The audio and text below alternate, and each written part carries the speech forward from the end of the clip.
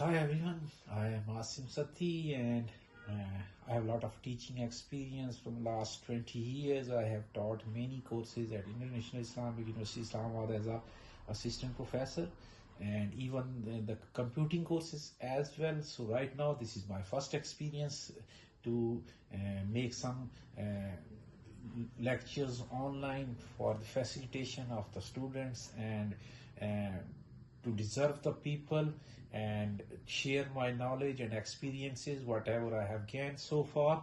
So today I am giving you the brief introduction about differentiation and the integration, the what's the differences between differentiation and integration, and then we discuss about some functions, the results of those functions, the derivatives of those functions, or either the integrals of those functions.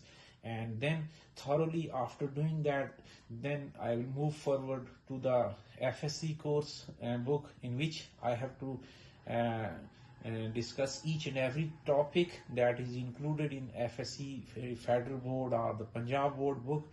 So I have to go through all the chapters of the book, starting from integration and derivation, and we have to solve each and every question that will share my knowledge and that will facilitate the students, and they have some better understanding of these topics by using the online classes. And I will share the series as well, in which the whole course will be included.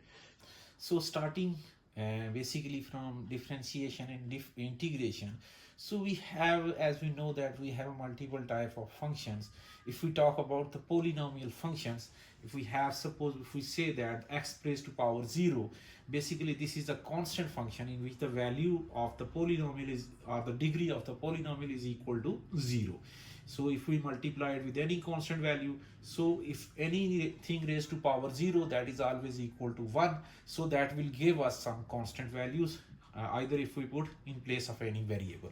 Similarly, if we take x power 1, that is called a linear function, and this is also a polynomial function in which the variable degree is equal to 1, and so on. For x power 2, that will become quadratic function. For x power 3, that will become cubic functions.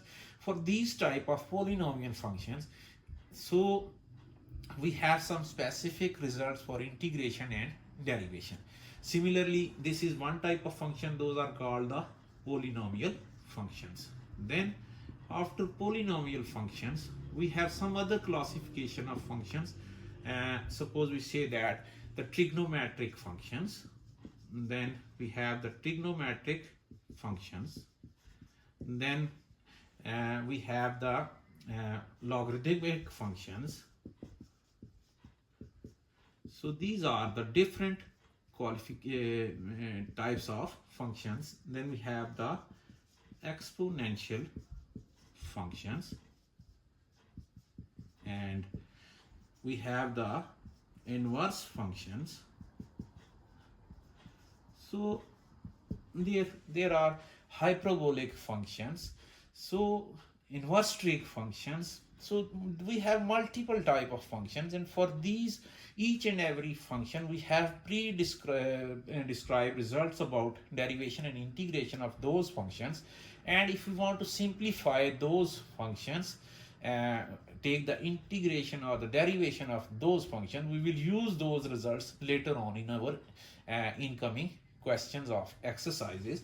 So the first thing, or the difference between the derivation and the integration, is that if we take the derivative of any function, that means that the value of the function is decreasing at every time we take the derivative of that.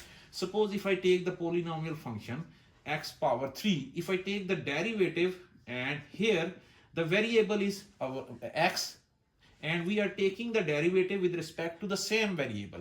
If we take some other variable over here in place of x, and we take the derivative of that with respect to x, that will be treated as a constant.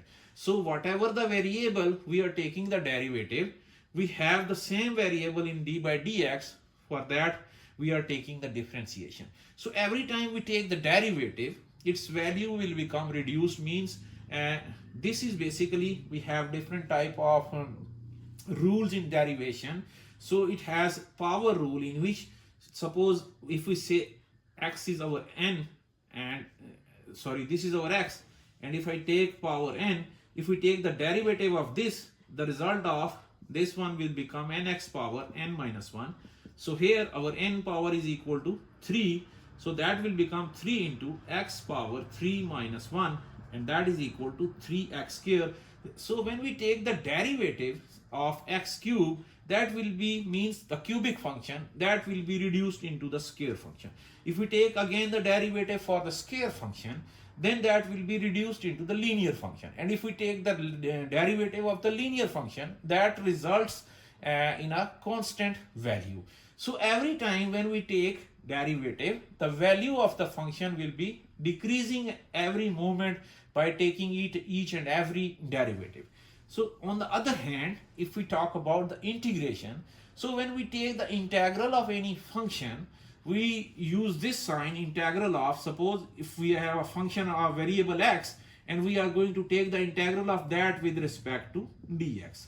So every time if we take the integral, that's value means this function is integral of n x power n dx, and the resultant of this function is equal to x power n plus 1 whole divided by n plus 1. So that is equivalent to x power, if it is a single x, we say that it's x power 1. So that will become x power 1 plus 1 whole divided by 1 plus 1.